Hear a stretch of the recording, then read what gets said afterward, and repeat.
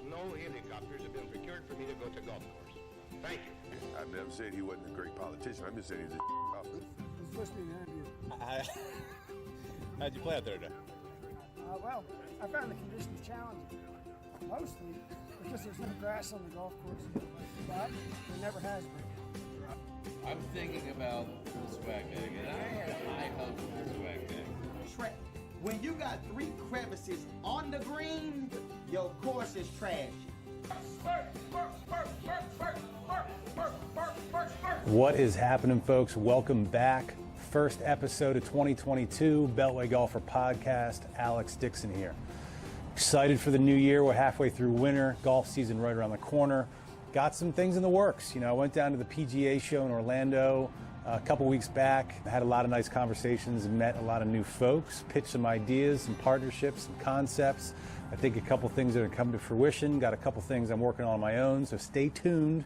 Excited for a few big things to come for myself, for Beltway Golfer, for the podcast in 2022. To kick us off, this is going to be episode 41. We got the executive director of the MidAtlantic Section of the PGA, MAPGA.com. You can find more information. Jon Guhl. Jon has been the leader of the MidAtlantic Section of the PGA for over a decade. He's worked in golf in the region, in D.C., Maryland, Virginia, for most of his professional career. I first became aware of Jon on another golf show, the Capital Golf Gang, which can be found during golf season on local sports radio.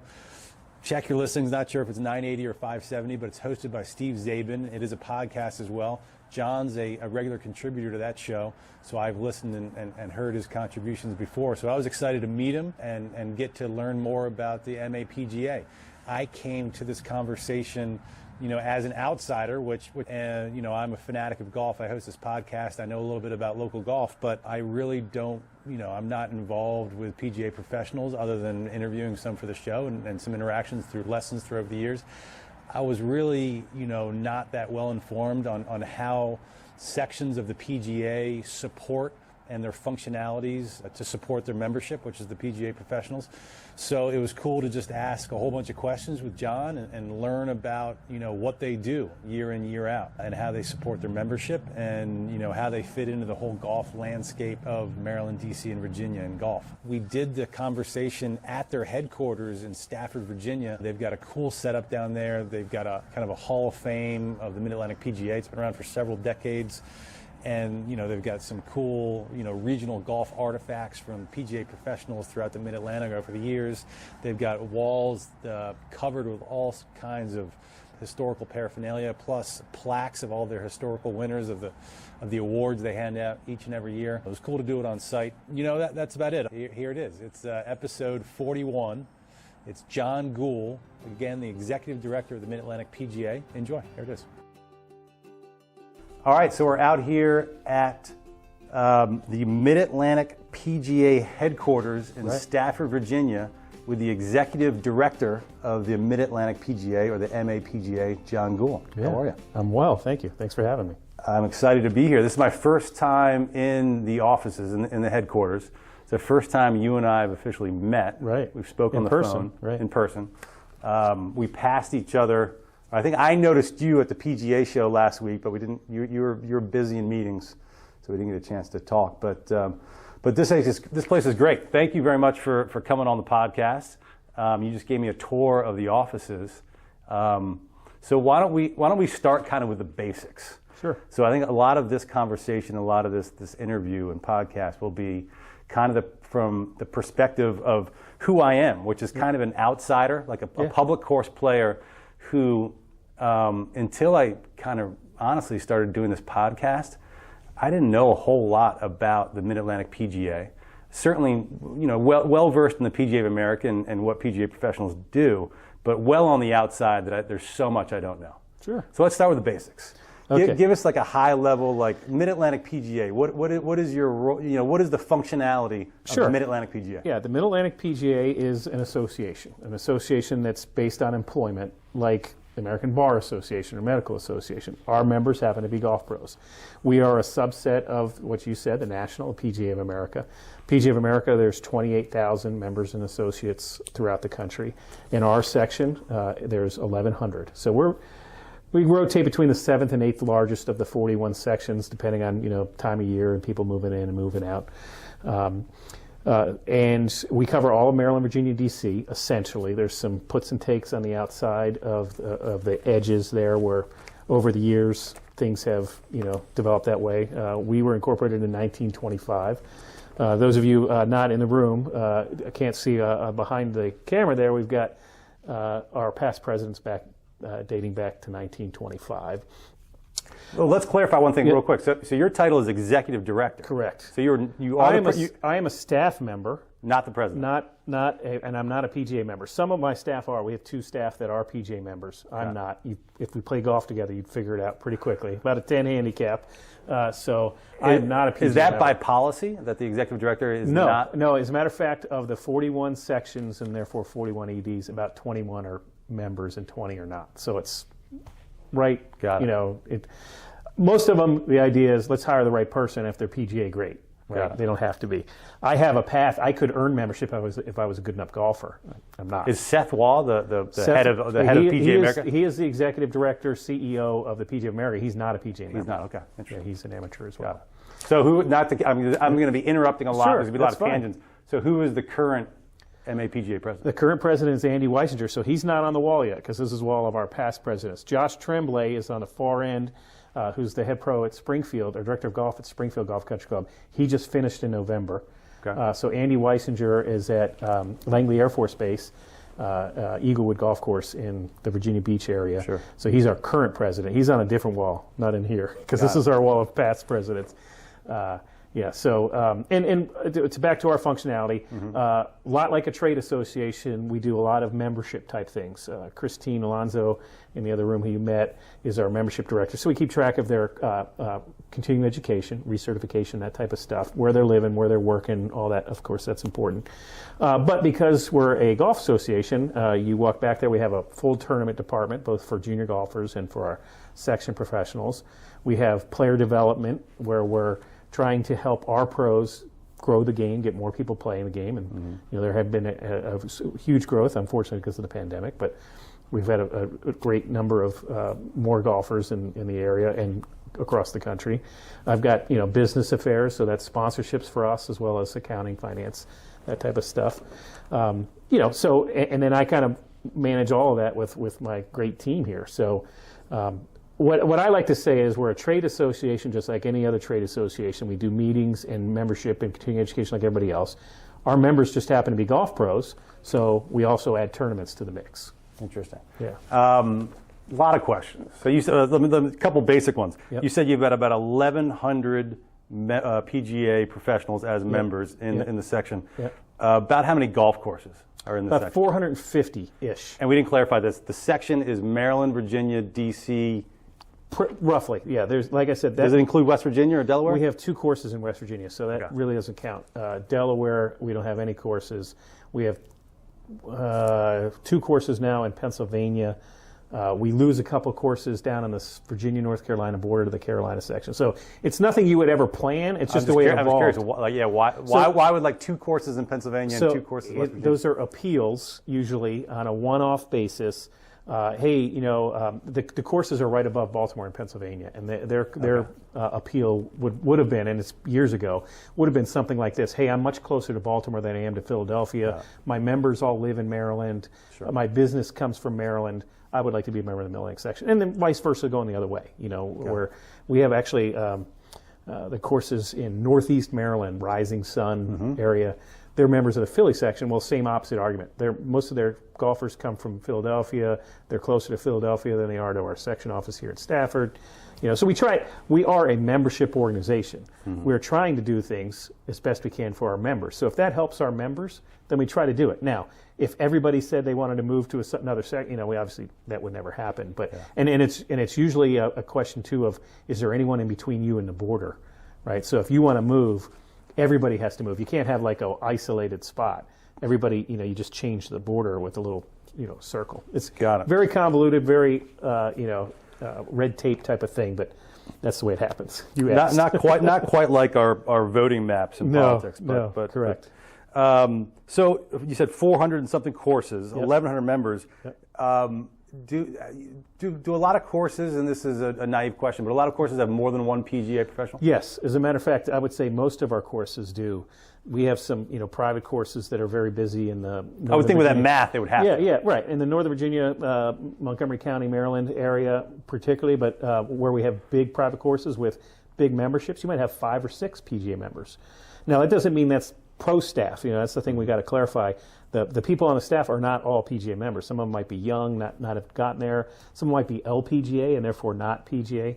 There are, there's about 60, 70 female PGA members in our section, and some of them are both PGA and LPGA, but there's also some women who are very good who are LPGA and not PGA. So everybody on the pro shop staff doesn't mean they're PGA. They could have not gotten there yet, or they could be LPGA in that regard. See, I didn't know that. So yeah. I obviously the LPGA Tour and the PGA Tour, male and female. I was unaware that there was an LPGA, like a similar association. They used to call it, I believe they've changed their name, and I should know better, but it used to call it the Teaching and Coaching Division. So they had the Tour Division and Teaching and Coaching Division. It's very small. I mean, if the PGA of America is 28,000, and which includes men and women, the LPGA Teaching Coaching Division might be 1,000 or 1,500. So it's not a huge number. Yeah. But essentially the same kind of training, same playing ability test. But I'm sure at some time you could not be a woman and be a member of the PGA of America, and I don't know the dates when that changed, but it was a long time ago. So that's why the LPGA kind of had their own thing. So 1,100 members in the MidAtlantic Section. Are just about all of them at a golf course, or some? I see just as an example, like these, we can go back to when Dick's Sporting Goods used to have one on staff, and nowadays there's a lot of virtual golf, not non-traditional golf courses that have PGA members on staff. So the answer to your question, just about everybody at a course, that's probably. I mean, we're not using any number here, but just about everyone is a golf course. But we have a significant subset now that is. Topgolf is not a golf course, right? But it's pretty popular. Does Topgolf hire PGA professionals? Yeah, they do. They do. Yeah, they do. They do. And there's 6 or 7 now in our section that we know about, and probably 4 or 5 of them have PGA professionals, and some of them have multiple. One of them might be running the facility, and one might be the teaching pro at the facility. But like you said, X Golf, 5-iron golf, golf tech, where these are not, green grass. That's what we phrase it. Green grass. Are you a green grass? That's a golf course. I see. So actually, now that I think about it, just about everybody's probably the wrong term. Most are at green grass, but there's a significant growing number at what I would call non-traditional green grass facilities, but they're still golf. Is one of the functions of the MidAtlantic PGA job placement once they become a PGA professional? Yes. So that is one of our functions. We have an employment consultant from National, Greg Stenzel, who's a PGA professional, who helps me. And it's twofold. It's one is visiting with the facility, whether they're hiring an assistant pro, and that's generally when they're hiring an assistant pro, we're working through the head PGA professional. But if they're hiring a management position, head professional, general manager, director of golf, we meet with the facility, kind of talk about what they're looking for, what this person will look like, and not physically, but what skill set, what background they should have. And then we go out to our members and say, here's what the job is, here's the compensation, here's what they're looking for, and try to get the right people to apply for that job, because it does help us. It's a service. We don't charge. There's one function we charge for if they want us to actually do the search for them. Generally, we're there to help them search. We don't charge because it's member service to our professionals that the clubs know the right way and go through this correct process.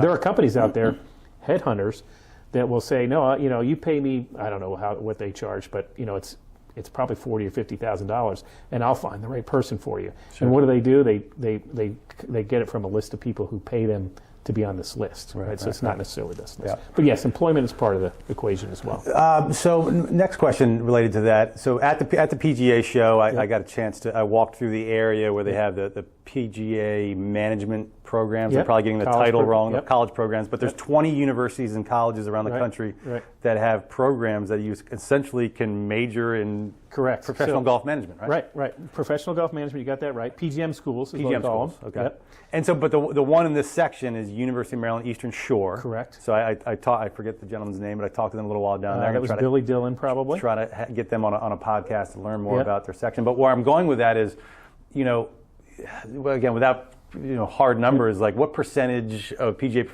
professionals go through that school or go through one of those programs, I should Yep. say, to become a member? And ballpark, is there an average age when somebody becomes is everybody starting like a college age? Well, no, and that is changing the number. So, to your first question, about half of our new members go through the PGM program at the colleges. Actually, we need to call it PGM University Programs, because the other program is called the PGM program, Professional Golf Management, where you start working at a club. We have some online classes and some classes in person. You test out of that. So so those are all called associates when they're going through. They're an associate. You used to call them apprentice. It was associate until you earn your membership. And it's about taking anywhere from 3 to 6 years when you do it on your own. Obviously, when you do it in college, should take you, let's hope, 4 years.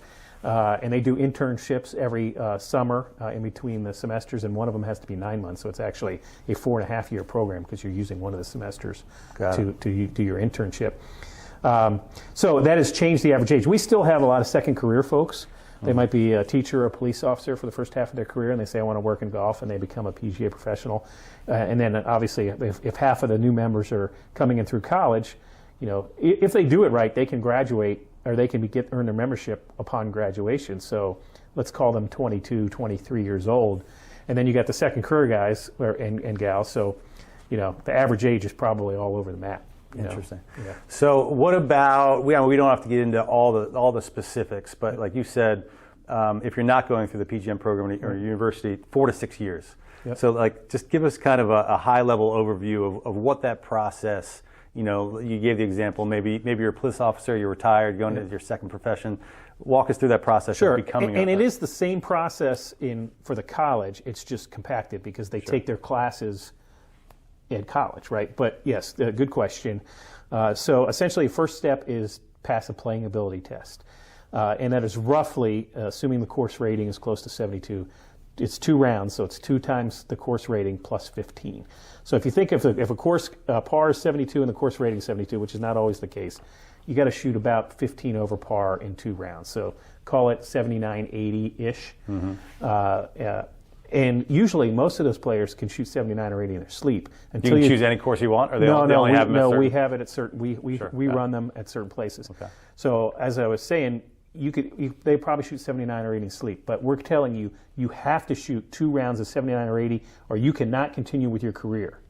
And then the pressure starts, right? Sure. It's not a typical competition where I'm trying to beat you. And it's on this date at this course. Yes, it's on this date. It's 36 holes consecutively, 18 holes in the morning, 18 holes one day in the afternoon. And you're not playing against me. If you and I are playing together, you're playing against a score. So it's different, right? Because you're playing, okay, well, I'm going to just try to make par in every hole. I'm going to hit iron off every tee. I'm going to hit to the middle of the green. You think differently, and you're also thinking about your career. So mentally... That's the first step. Yes, it's the first step, but what we do is if you can start the process after you've taken the first test and get the score at a later date. Got it. But yeah, that's fundamentally the first step. What about ballpark? What percentage of people taking the playing ability test get that number on their first try? On the first try, that's even a harder number. But I would say the pass rate is about 10%. Oh wow. Yeah. On each one. Now, so people, in general, people are overconfident in their games. Yeah, and we get some people who don't belong there and are just, hey, I can play 2 rounds for this price, and they just want to play. Yeah, and if you're paired with one of those men or women, that's a tough road. You're angry. So anyway, we're getting back to the process. So we got to take a playing ability test, got to pass it before we become a member, and then it's basically what we call 3 levels, and it used to be that you got these armful of books that were this thick, right? Now it's all online, but you essentially you take online courses. You go to Florida now, and it'll move to Texas when our national office opens in Frisco, and you attend a seminar for a week. And then you come back and you take a test. And you can take the test at anywhere. They basically have farmed them out through like Sylvan Learning Centers and those type of things, so you don't have to take the test there. Once you take the test, you've passed level 1, you go to level 2. Repeat the process, come back, take the test, pass level 2, go to level 3. Repeat that process. When you graduate, when you finish level 3, you pass those tests at the end, you are now a PGA member, and you're employed at a PGA facility, and you've passed the PAT test. Got it. So that's why it takes so long, and most of these, they have to be working in the golf industry while they're doing that. So this is, that's why it's a little bit easier at university. You don't have that is your job to go through the PGM program in college.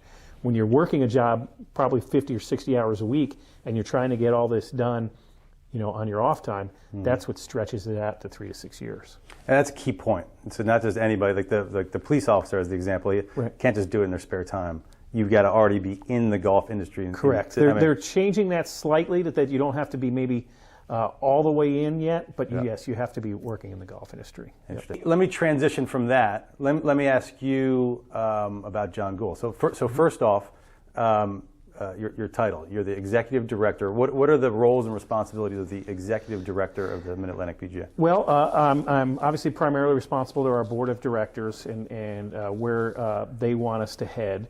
But essentially, I call myself the head staff puke, right? So I'm charged with managing our staff and all of the areas that we talked about earlier that we're doing. So I work with Christine on membership. I work with Bob on tournaments. I work with Talton on our junior golf. Claire with our player development. Kind of coaching them all through it. Certainly, staff development, like any person would do, making sure they're learning and developing, and maybe getting a job that's bigger than what they have now. Managing the finances, certainly helping with sponsorships. I'm the liaison with our national PGA. So it's really kind of all-encompassing everything we do. Doesn't mean I do everything, but I'm responsible for everything that goes on at the office. What a little bit about your background? So tell it how Sure. Give me your history in golf. What led you to become the executive director of the Sure. So I would say I went to college at William & Mary, not too far away, Williamsburg, and I was getting a major in finance, and I worked for a bank one summer, every day, going to a bank, and realized I can't do this, cannot do it. And I had actually started working. I played baseball. Got cut as a freshman and I wanted to stay involved, so I started working for the athletic department at William & Mary and loved it. It was like one of those things. I looked forward to going to work after classes because I loved doing what I was doing. And I always kind of knew that was something I wanted to do. I did an internship in between my senior year of college and grad school at the Virginia State Golf Association in Richmond. Golf Administration 101. Learn how to run tournaments, learning the rules, all that stuff. It was a great internship. It's called a PGA Boat Right internship that the USGA offers through all the state golf associations. Loved it, loved my time there. Went to grad school, University of Massachusetts, Amherst, sports management, one of the top 2 schools in the country. I would say number 1, but some people will argue that it's top 2, along with Ohio University. And got into college athletics out of there. Worked at UMass. Coach Calipari was there when I was there, so I was on the marketing team for that, plus football and hockey, but it was mostly, basketball was good. Then went to University of Louisville. Denny Crum, Howard Schnellenberger, worked for those legends. And while I was at Louisville, the Virginia State Golf Association, where I'd worked, basically called me because I don't think we had email at the time. I think they called me and said, "Hey, we've got this job open. We'd like you to apply." And it's for the Handicap Program, the golf handicaps. And we co-own that with the Virginia State Golf Association, the MidAtlantic PGA and the VSGA. So it was a job that both organizations were on the committee hiring for one employee that was going to work for the joint operation. It was called the Virginia Handicap Program at the time. And I interviewed and didn't get it, but what I didn't realize is the MAPGA was looking for a few more employees as well. And from that interview for a different job, they offered me a job here. At the time it was called Assistant Director of Operations. My boss, my predecessor to this job, was hired from the same process. He also interviewed for that joint job, got hired as the Director of Operations, A year later, he was became executive director. I became the assistant executive director. Name is Dick Johns, the Skull. Worked for him for 16 years. The Skull, is that his nickname, the Skull? Yeah. Yes. If anybody on this watching you got to give us the background on that. How do you get the nickname the Skull? So he was a military officer, colonel in the Army, lieutenant colonel. No, colonel, I guess at the end, and was a Corps of Engineer guy. So they thought they were going to get this engineer dude who's had a pencil protector and all that stuff. And he basically ran his guys into the ground. And so they would always say, "Oh, you don't want to go see the Skull, man," because he's bald too, you know. So, gotcha. But anyway, so worked for him for 16 years here, and then he retired. And this is year number 11 for me as executive director. Oh, wow. So year 27. Wow. Since I've been here. I started in 1995. Congratulations. Wow. Yeah. Quite a career. And what about golf specifically? Have you always been a golfer? Yes. I mean, I've never been great. I played on my high school team, you know, well, actually 3 years. My senior year, I said, I've had enough of golf. I'm done.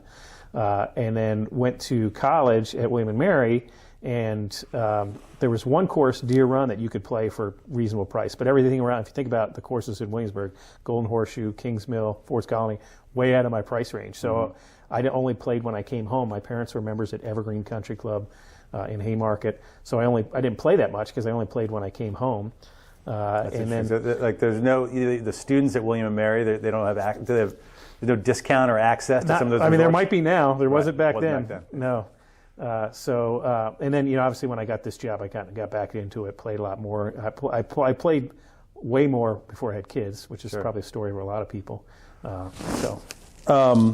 So one of the roles you mentioned was, you know, sponsorships and that sort of thing. And I'm kind of curious. We mentioned the PGA Show in Orlando, which was just last week. I was there as well. What are you doing down there? Yeah, so, well, first of all, we had 2 days of executive director meetings where we're just going over stuff from national, some of the things that we're working, sharing best practices. But primarily my time at the show is selling sponsorships. We have many of our staff are down there. There was 3 other of our staff down there doing the same thing. And, yeah, so there's a relationship, and that's all golf manufacturers pretty much at the show. And they're trying to sell their product. And who can help them sell their product? Our professionals are the ones that help them sell. And I've had many of my pros say, "Hey, I don't care what the product is. I'll get my members to buy it if I just tell them, hey, you got to try this out. You know, hey, that club that you're interested in, it sounds good, but wait till you see this club, or that ball that you want you ought to try this one." So obviously, so there's a business relationship there that they want to get in front of our members and pitch their product and why it's the best product and why they should convince their members or their patrons at a public golf course. What are you offering them? Like, how are you know? Let's say I'm a startup golf gadget company and I want to sponsor the MAPGA. Am I getting in front of your members through tournaments or through? Well, we have multiple things. So yeah, tournaments is one of them. We have chapter and section meetings where they might even actually have some speaking time. Most of them want the combination. They want to be able to market to them directly, so that's emails and Facebook posts and that type of stuff. They want to have some face time, so that could be at tournaments. We put them on a par 3 and they can do a little contest at the par 3. They want to show their product, so if they're a shirt company or a ball company, they might give out product to our professionals at the event. So we call it shirts on backs, but it might be golf balls. So different. Is stores. that where most of your operational budget comes from? These sponsorships? Well, most of our tournament budget. So that's kind of the quid pro quo that our companies understand is that if they sponsor us, that money is going to end up in our pros' hands because they play for it. Most of our operational budget, which I call non-tournament stuff, is from the Handicap Program that I mentioned that we co-own with both Virginia State and Maryland State, and we have membership dues that our members pay, and then we get money from national. It's called Association Development Program, but ADP, we get some money from national, from like the national TV contracts, for example. We get a little, very small, very, very small, but we get a piece of that too.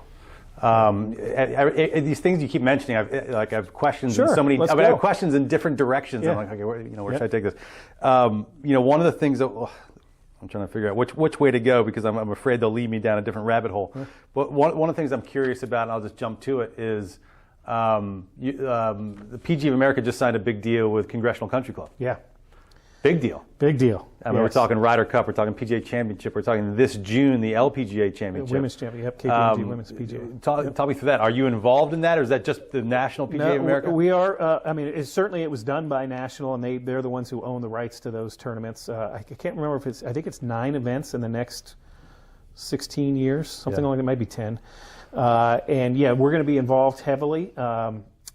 Primarily, each event will be the ones running the driving range. That's kind of the section responsibility. But we're also involved from a player development point of view. So what we're talking about currently with the Women's PGA is, some kind of, kid zone that we'll run. We might bring one of our inflatables. We have this blow up, we call it Golfzilla. It's like 30 feet tall, and it's got these special balls that get in the air easily so kids get hooked on golf. That's kind of what that thing is. So, so we'll be involved all the way through 37, where the Ryder Cup is, in being inside the ropes, doing the driving range, maybe some other things the week prior, whether it's with sponsors or media, that type of thing. So it's really cool for us to have that. I wish the PGA in 31 and the Ryder Cup in 37 were this decade, not the next one, but because it's a long time to wait. But yeah, so Women's PGA is this year. We've got the Senior PGA in a couple years, both the Boys and Girls Junior, the National Club Pro, which is really exciting for me, in 28 or 29, which we will be way more involved because it's our Club Pros. And then the 31 PGA, there's a second Women's, a second Senior in there, and then the 37 Ryder Cup. The Club Pro Championship, for those that don't know, I only became really familiar with it in the last few years. But so it's the national tournament of all the PGA professionals, and correct? Correct. So I'm going to go into that whole thing for you. Okay. So we all have section championships. There are 41 section championships, and based on the size of the field, you get X number of spots into the national championship. Okay. We normally have 10 or 11 spots, and every past champion is exempt. So we have 2 or 3 past champions exempt. So let's say we send 14 of our PGA professionals to the national championship. That's usually held in April, late April. It's on the Golf Channel, so it's great to watch our guys, men and women. Joanna Coe, one of our female pros, has made it the last several years. And from that national championship, certainly winning is a big deal. The winner gets $75,000, I think, a Rolex, and 6 exemptions into PGA Tour events. But the top 20 make it to the PGA Championship. And Larkin Gross was our player of the year for the section last year, won our section championship. He's an assistant professional at Springfield. He won our assistant professional championship. Great player. Came in 4th in the National Club Pro. It advanced and played at the PGA Championship in Kiowa. And he also played in some of our winter events down at PGA headquarters, and he just recently got named PGA Player of the Year, PGA Professional Player of the Year, which is a great accomplishment. Only the second one of our PGA professionals from our section to ever win that. So we're super proud of that. I'm just curious, how is that award? Is that just for, the naive, me thinking is like, well, he came in 4th. Why did he win the award? Well, yes, correct. It's all the club pros in the country, right? They get points for winning section events, like our section championship being our section player of the year. There's points for playing. Obviously the National Club Pro is our biggest event. It looks at a cumulative performance. It's a points performance, yeah. And so I'm not sure there was a guy who had a lot of points who ended up qualifying for the Latin American Tour. So as soon as he's qualified, he's out of the picture. Sure. So that he might have been one of the guys who finished 1st, 2nd, or 3rd in the Club Pro. So yeah, it's a point system, and it kind of ebbs and flows, and he won it. Is any of this stuff helpful? Like the fact, I mean, obviously it is to some degree, but I guess I'm curious how. Like, the having big time tournaments here, like the ones that are going to be at Congressional, and even the Wells Fargo that's going to be happening at Avenel, or someone from this section winning that award. Is the Mid-Atlantic Section? Are you, maybe competing is the wrong word, but I'd imagine not all 1,100 PGA professionals in this section are from this section. So are you almost like recruiting, or are you competing with other sections to get certain PGA professionals to come here? I don't think so from there. Now, if you ask the 40 other executive directors, including me, we're all competing against each other in one way or the other. Like who's going to be the best? We happen to be the best at getting our members to return their employment survey, for example. Certainly when there's 20 people who make the PGA Championship and 4 of them are from the Met Section, New York City area, they hold that over us, right? So we compete, very friendly competition and stuff like that. To the argument that we're competing for assistant pros to come here, probably not, because that's, what kind of facility am I going to? What's my compensation? What's my what's my work-life balance? Those types of things that are way more important than if your section had the player of the year. Now, we're known as a section that's got a very good tournament program and good players. I would argue that probably the Met section has the best players based solely on the number of professionals that make it to the National Club Pro and make it to the PGA Championship every year. But even so, it was the PGA of America that signed the deal with Congressional. Yeah. But let's take just the Wells Fargo that's happening at TPC Avenel. Right. Like, are you campaigning with the national office to try to get more events in your section? Aside from it just being really cool that's and being the PGA Tour, so a completely different organization. Sure. It's really cool for us. It's also revenue because we run the qualifiers for that. So there's a pre-qualifier the week before, and then the Monday qualifier the Monday of those tournaments, where people pay to get the spots. I think the pre-qualifier, we're going to essentially have 156 players, and the top 40 make it to the Monday qualifier. In the Monday qualifier, we have 90 playing for 4 spots. But those people pay entry fees, and we get to collect a portion. Some of it goes to the PGA Tour, some of it goes to us. So, it's a lot of work. Let me start with that. But it does create revenue that eventually it gets in the hands of our PGA professionals. They're going to play for that money eventually. So yes, will we like more of those? Yeah, absolutely. The women's PGA and all the events at Congressional don't add any money to our pockets necessarily because it's not. We don't run qualifiers for those. Right? Those are major championships, but it's great PR. It's great for the growth of the game. Anytime. I didn't mention that in one of our functions. I think I did when I mentioned player development. But we want more people playing golf. That's better for everybody. It's better for your podcast. It's better for our business. It's better for our pros business. It's better for the corporations that support us in terms of sponsors. Sure. So anything we can do, anything that helps golf grow is better for us. To that end, I'm kind of curious, and the way I'm kind of thinking of this is, okay, the MidAtlantic PGA is the association for the PGA professionals, obviously. Yep. The VSGA and the MSGA, the Virginia State Golf Association, Maryland Golf Association. Amateurs. Those are for the guys like me. Yeah. The amateur golfers. The amateur weekend warriors. Yep. How do you work with those two organizations? Well, we work very closely with both of them, and there's some other allies as well. The Middle Atlantic Golf Association, which gets confused with us because we're the Middle Atlantic PGA. So, a couple things. One, I originally talked about the Handicap Program. So our pros in the 70s started the Handicap Program. As a matter of fact, they went to the Amateur Association and say, this centralized handicapping, this is a good idea. We should do it. We want you to be involved. And both of them said, not interested. We're too involved with private clubs. We don't think this is, handicaps at a public golf course. We're just talking about getting amateurs handicaps. Yes, the actual number. So before the 70s, amateurs didn't have a handicap. Well, they did it on their own. There was no centralized, computerized thing, or the club did it at the club level. Okay. So our pros started it, and they said, "Tell you what, I know you're not interested. We're going to do it, but we're going to share half the revenue with you," because it was great forethought. A guy named Bill Deck from Baltimore and Coach Bill Strasbaugh from Columbia Country Club were two of the primaries involved. So we've been sharing revenue with them ever since. Now, technically, the handicap system is owned by the Amateur Golf Association licensed through the USGA. So they are technically now the owners, but they still share the revenue with us because we're the ones who started it back in the 70s. It wouldn't be where it is without. So that's obviously a big one. I got to look that up. I didn't even know there was an Amateur Golf Association. Yeah, the United States Golf Association. Oh, okay, you were talking about the USGA. Yeah, correct. Correct, the USGA. I thought it was an AGA I needed to know. No. Well, get real technical here. The USGA calls all of their state golf associations allied golf associations, AGAs. Got it. Okay. And some of them doesn't mean that there's not 50. I got to get my acronyms down. Right. There's like 70. Right. You would think there'd be 50 each state, but North Florida has North Florida Golf Association and South Florida. Nice. We have Maryland State, Virginia State, but also Middle Atlantic Golf Association.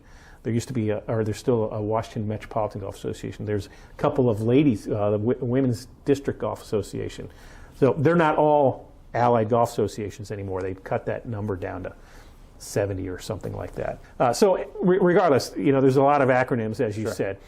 So we work together on the tournaments. The Virginia State Open or actually State Open of Virginia is co-owned by the MidAtlantic PGA and USGA, as is the Senior Open of Virginia, and we're working on a Women's Open of Virginia. So those are all actually shared ownership. Maryland State owns the Maryland Open, but we help them run the Maryland Open. Help provide rules officials, that type of thing. We do, with both associations, we do rules seminars that we co-run.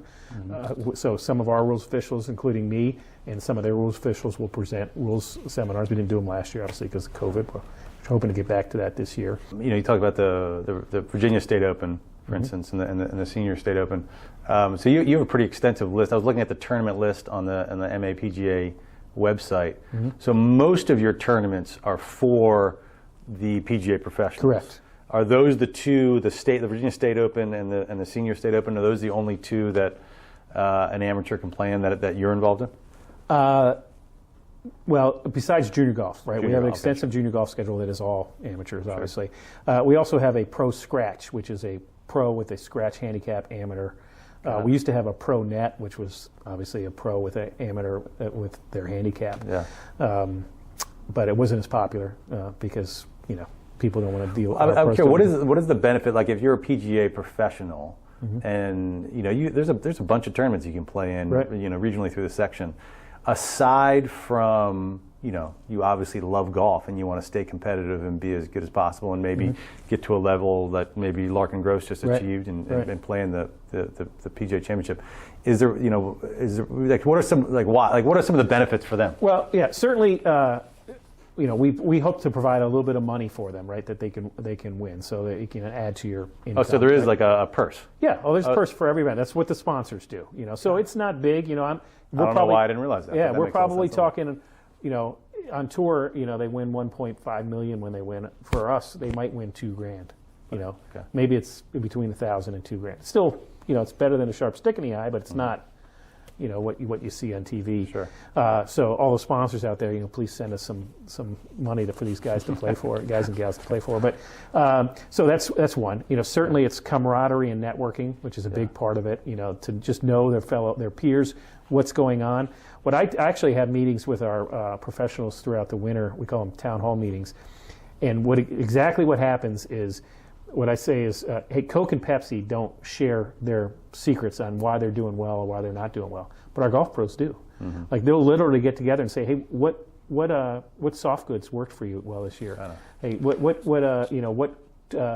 member guest tee gifts were great for you? So the tournaments kind of turn into networking events. Yeah, exactly.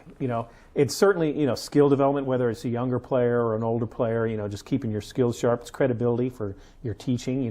Hey, I just finished 5th in the section championship, and you want to take a lesson from me because I did. Are most of the club professional tournaments open to the public? Do you get many fans? We don't get many fans. We get families. We get moms and dads, girlfriends, boyfriends.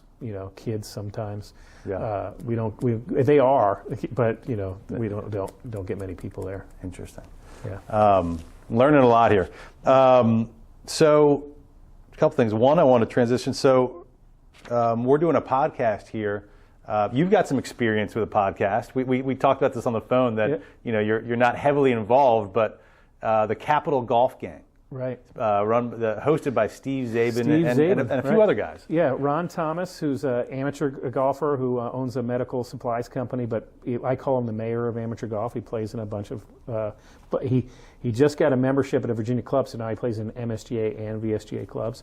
John Ronas, who was the director of instruction, now the director of golf at River Creek. Yep. And then Zabe and I, we usually, the four of us will meet at Golfdom. So occasionally Buddy Christensen, the owner of Golfdom, will fill in when one of us can't make it. And we do a weekly golf show, I would say, roughly from the Masters to the end of the PGA Championship. Sure. Lord Football rules on that radio station, so as soon as football season starts, we got to get out. But Zabe's been great about making it into a podcast. So even when it's not, is it still on? It was on 980. It was on ESPN 980, and then it moved to 570 briefly. Okay. And it's now. Is it still on the radio or just a podcast? It is during the season. When we do it in the winter, it's just a podcast. Got it. Yeah, so it's fun. I love. Zabe is so good. I'm struggling right now when I can't think of a word and stuff like that. And he just doesn't. You don't have the ability to have that luxury that you can't think of a word. When he's a pro. I mean, I've been doing this for 2 years, and I'm just figuring it out as I go along. But Zabin's been a radio guy for so he makes it easy because he gets us in and out of breaks. Just asks questions and gets out of the way, lets us talk and maneuvers us through. For a while there, we were doing a lot of it virtually because we couldn't get together. So and still he made that so smooth. So it's been an honor. It's been fun to do. We talk about golf. We get into some good subjects. It's been a cool process for me to just be part of that. Yeah. If anyone that hasn't checked it out, the Capital Golf Game. I'm a listener. Yeah. And I started listening back when it was certainly on 980. A little bit different than this. You guys have a lot more fun. Just kind of, it's almost like just what's going on in golf, shooting the breeze. Yeah, it's four guys in a bar. We're not in a bar, but it's essentially what the conversation would be if it's four golf nuts in a bar, and you're talking about golf. So you comment on what the tour guys are doing, what's going on locally. What's happening in instruction for John Ronis's case. So it's been a lot of fun. Oh, that's cool. One of the other reasons I wanted to bring it up is you and I first talked because there's your big annual meeting. Do you call it a winter meeting? Spring meeting. Spring meeting. The spring meeting is coming up, and within that spring meeting, there's an awards banquet, and you guys were kind enough to award this podcast and myself the Earl Helen Sports Media Award, which Capital Golf Gang won last year. Correct. Yeah. So did you get No. were you part of that? Is that so we honored the other three guys, and that was actually the year we didn't get to have a banquet, unfortunately. So they came to our spring meeting, but the banquet was afterwards, and that was right when COVID hit, and we ended up postponing and then eventually canceling the banquet. But your check cleared, so thanks for paying us to award you the Sports Media Award. No, we're happy to have you. I mean, I had to go in the hole. That's right. I mean, we love people that promote golf, right? And that's what we have. Most of our awards are for our professionals. We have a few awards that are for amateurs, sports media being one of them. We have a Citizen of the Year. We have some Salesperson of the Year that can or cannot, might or might not be a PGA member. So we're honoring those people on Sunday night, February 27th at Lansdowne Resort. Kind of a black tie optional affair. It doesn't have to be. Most people will be in coat and tie. But it's really a celebration of golf. We try to get our pros there. We try to get their bosses, their members there to just appreciate all the great things that are going on in golf in all different categories. So you saw the awards boards here in our section. So it's we have a Professional of the Year, Mike Healy from Country Club of Maryland, but teachers, merchandisers, people working on education for fellow members, people helping for employment and PGA members. So it runs the gamut of just people doing great things in our industry, and we want to recognize them. Yeah. And so I'll post some pictures, but you've got kind of the history of all the award winners, these plaques throughout the office. I am curious, is that, how are they determined? Is it the MAPGA board kind of sits in a room like this and votes? Or it is in this room, but it's an awards committee, so it's a process. We take nominations starting usually in late July, early August. Everybody who gets nominated, other than the amateur awards, gets a notification and a form to fill out. What have I been doing in this particular area? They fill it out. It comes to our awards committee, which is made up of last year's awards winners, plus the chapter presidents and the section officers. They kind of run it through a process, narrow it down a little bit, and then we meet in this room and get down to the nitty gritty. And it's the same thing every awards committee's ever said. A lot of great applicants to pick from. It's a very hard decision, but you got to make a decision. And predicting how the decision goes based on one factor or another is impossible. Yeah. I've never been able to do it. So I don't have a vote. I sit in the room, provide information.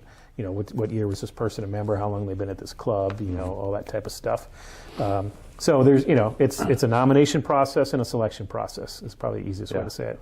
Well, I'm really excited and honored that I get to be a part of it this year. Really pumped and excited for the banquet. I've been following the MidAtlantic PGA on social media, and you guys have been promoting it. Is this unusual? You're this year kind of like it's a new super thing. a super Correct. meeting? Yes, that's what we're calling it. So traditionally, we have a meeting in early March, and then a couple weeks later we have the banquet, and then we have a teaching summit somewhere else in the year. It had been in the end of the year, November timeframe.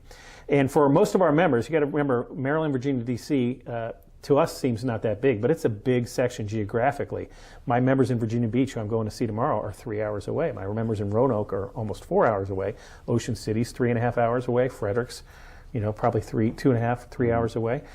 So it's a long drive, and for any one of those assignments, it might be a 3-hour drive for a 3-hour either meeting or banquet, and then turn around and go home. And so we're trying to figure out a way to make it easier for our professionals. And while it's probably more expensive, what we're hoping is they come in for a weekend. This is what the Carolinas PGA has done successfully in their section. We have the Hall of Fame banquet Sunday night, the meeting Monday morning, our teaching summit Monday afternoon and Tuesday, and we have a little visit social event at Topgolf on Monday night. So nice. They kind of one-stop shop. It's partly continuing education, which we discussed earlier, but it's just an opportunity for those that are a little bit farther away to be able to participate and not feel like they spend the whole day in the car to do so. Yeah, that makes all the sense in the world. Yeah. First year, though, so we don't know how it's going to go. So far, the numbers are okay, but hopefully some of our members will listen to this and they'll go, I want to go to that. Very cool. All right, so before we get out of here, a couple of questions that are less, just about specifically the MidAtlantic PGA. Right. First of all, let's go back to the golf show last week. I'm just kind of curious. Last week in Orlando, we already mentioned that we were both at the PGA Show this year, which has been going on for, I don't know how many decades it's been going on, but last year they didn't have it due to COVID. Yep. And this year, all the talk about the PGA Show was all of the big OEMs, Titleist, TaylorMade, Callaway, Ping, none of them were coming. Right. For a couple of different reasons. One of them was, is it really worth it, especially since there's such a backlog in getting clubs, into people's hands. But also a lot of the orders, maybe, there's a lot of questions if whether or not they'll ever come back, because just the way that the whole process works. I'm curious from your perspective and what you need to be doing down there, just your perspective on the show. How was it this year? Everybody was talking how it was so much smaller. I've only been like 3 times, so I still had a blast. Yeah, so it was smaller, about 2/3 of the number of PGA members. So there's about 5,000 PGA members, usually 7,500. Okay. About 60 or 70% of the companies were there, but obviously when the big ones aren't there, there's a big square footage that you're missing, right? The big money people. And to your point, the big OEMs, most of them said can't go, mainly because we haven't even brought our employees back to the office yet. There's no way I'm going to ask them to go to Orlando and be in front of a bunch of people, right? So that was one factor. And almost all of them, I think all of them, have said, we'll be there next year. We're not coming back this year, but we're going to be. Yeah, they did say that. That's the word we got through the people running the show. So that's a good thing. It was a lot easier to walk around the hallways this year because there weren't as many people. So for me, that was a little better because I'm trying to meet with sponsors, as we indicated. They're trying to sell to our pros, and I'm saying, hey, I'm not buying anything. I want you to buy something for me. So that's always awkward for that show. And actually, what I found out, before we got there, is traditionally, if I wanted to talk to, let's say, Titleist or TaylorMade or Callaway about a sponsorship, I would generally have to meet with a regional manager, and you'll meet with them at the show because Well, now we're all good at Zoom and those kinds of things. Now I'm meeting with regional managers when I want to, before I get to the show, because I can just Zoom with them and talk to them about potential sponsorships. So that moved a lot of our work up, which we wanted, because it's much better to go down to the show knowing a little bit about who's going to be back in renewals and who you're going to talk to. So that, from that perspective, and that's not relation to the size of the show, but just that Zoom came into our lives, and we're able to do that. So anyway, back to your question: smaller, easier to get around. Yeah, it wasn't as good. It wasn't as big a family reunion as it usually is for PGA members, but I think it will be next year. I think a lot of pros, they might not write business down there anymore, but they're checking out what's new.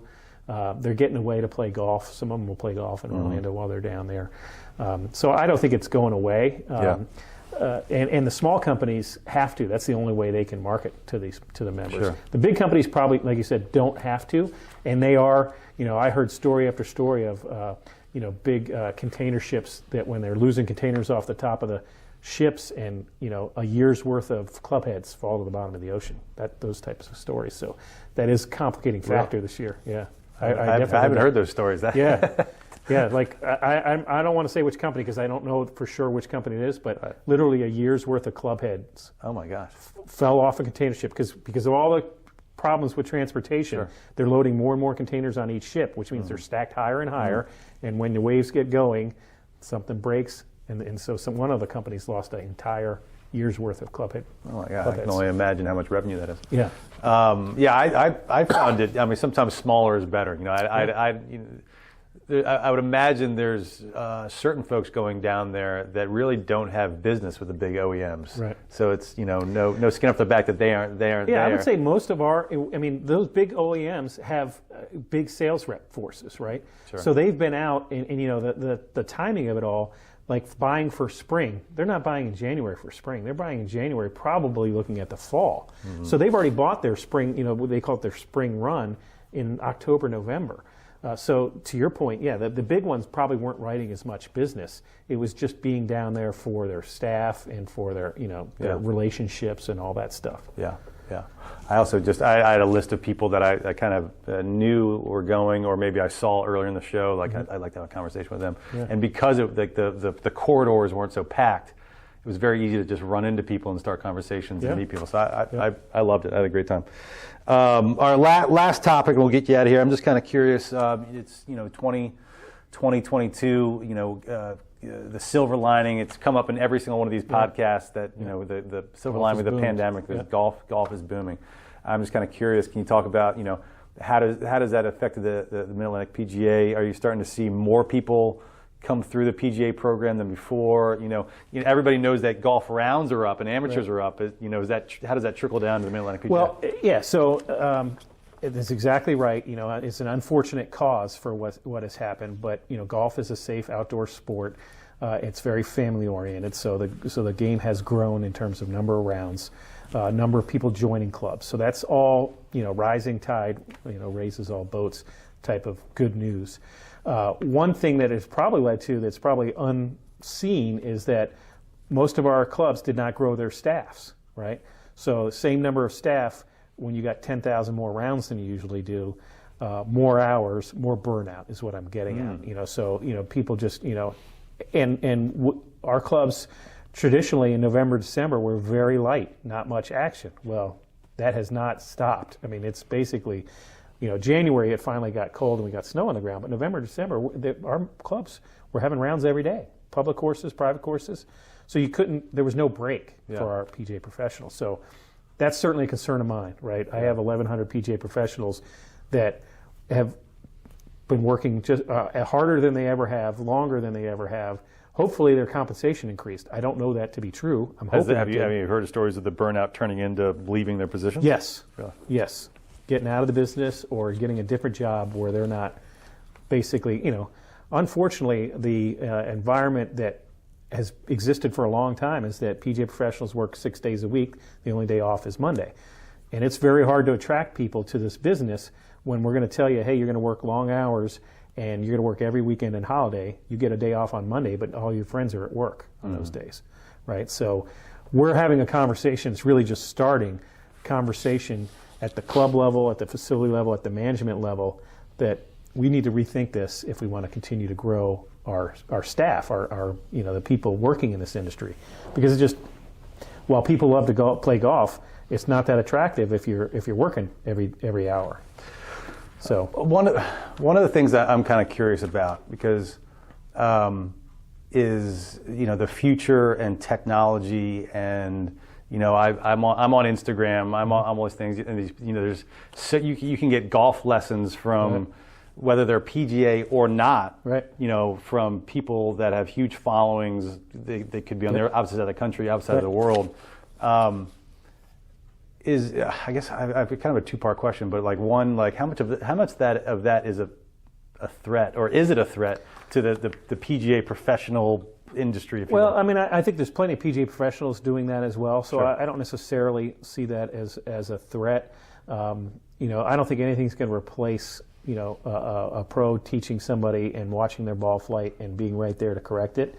Some people do like, the virtual setup where they might send a video to somebody and have them send something back that says, here's what you should work on. Yeah. But it's certainly not going to be prevalent enough to wipe out the in-person lesson and, in-person consultation about what club you should buy or what shirt you want to look at in the pro shop or whatever. Yeah. So I don't see it as a threat, but I do think it's an opportunity for many PGA professionals to do the same. Yeah. I know I'm biased, but I know the PGA professional is trained. Mm-hmm. They go through the school we just described earlier. Some guy on the internet, I don't know his training. Yeah. Maybe he's just a good player, and could be good enough for some people. But I know for a fact that the PGA professionals train because of the schools they go through, and they work hard to earn those initials, PGA, after their name. Do you think the average weekend hacker like myself has a full comprehension of that, though? No, absolutely not. Do you think that gap needs to be closed? Yeah, I think so. I mean, there's still many weekend golfers who think our guys are only there during the weekend. They go play on tour on the weekend. Yeah. Right. And it's Yeah. I've had a number of people ask me, "Do you know Tiger Woods?" I mean, I know who he is. Do you? I've met him, but he has no idea who I am. I mean, I'm just some Joe. Right. Actually, I worked the Congressional U.S. Open, and that was '97. Mm-hmm. And Ernie Els. I worked as I volunteered for NBC as a walking scorer, and I was with Tiger's group one of the days. So that was pretty cool. I mean, I was closer than you and I are right now to him, but he's got no idea who I am. Yeah. Well, and on a positive note, I will say that to your point, where the PGA professionals themselves, there's an opportunity to kind of utilize that technology. Right. I'll name a few that I saw at the show Sure. that from this section I think do a tremendous job at that. First, a few ladies. One I had on the show, Erica Larkin. Yep. Tremendous job. Yep. Another who I haven't met, and I tried to meet her at the show, but she was running around busy people. And I might pronounce her name wrong. Trillium Rose Yep, at Woodmont. Trillium Rose, She does a yep. tremendous job. Kathy Kim, Yep. who I had a nice conversation with down there, does a tremendous job out at 1757. And another gentleman who we talked about Gavin. walking away, who Yep. won one of the Youth Development Award. Is it Gavin Parker? He's out of Richmond. Correct. He's Salisbury, going to be a Pennsylvania. star. Like he was on camera every 2 seconds down at the PGA Show. Yeah. So we have an amazing group of members, and you mentioned 4 of them, and there's probably way more than that. I'm sure. But they're particularly grabbed hold of social media and using that as a platform to get their message across, to get their instruction across, to get their personality across in all those cases. So they're doing a great job. And I'm very proud of our membership. We have great membership. We've got good players, we've got good teachers, we've got good merchandisers, good overall professionals. We run the gamut, and those particular doing a great job on social media. I agree. Yeah. Very cool. Well, listen, this has been great. Congratulations on your long and successful tenure here as the executive director of the MidAtlantic It's been PGA. my pleasure. Thanks again for the award that I'm excited about at the end of the month and coming out to the banquet. Thanks for the check clearing. I appreciate that. They're going to believe that. That is a joke. If you keep saying that. Yeah, that is a joke. Yeah. No, but thank you very much for coming to the podcast. It's been great. Pleasure to meet you. Yeah. Thank you, John. My pleasure. I don't have a good golf game, but I don't really care. I'm a regular dude living in DC, and I want to know about DC-centric golf stuff. If you can tell me something that I don't already know, then that is great for me. I don't want the regular stuff. I want exciting stuff. I want different stuff. I want stuff I can't hear elsewhere. But I want it to be about DC golf.